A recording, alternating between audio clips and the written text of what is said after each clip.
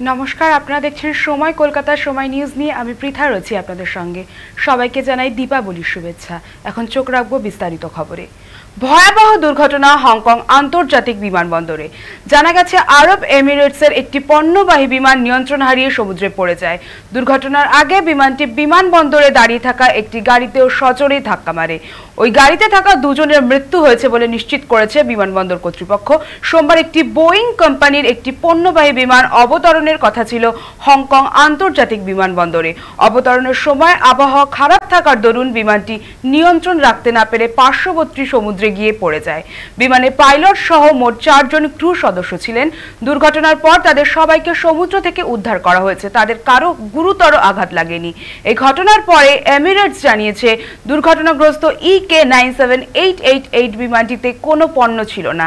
এটি বোয়িং 746 মডেলের পুরনো বিমান, প্রায় 32 বছর আগে তৈরি। আগে যাত্রীবাহী বিমান হিসেবে ব্যবহৃত হলেও সম্প্রতি এটি পণ্য পরিবহনের কাজে লাগানো হয়েছে।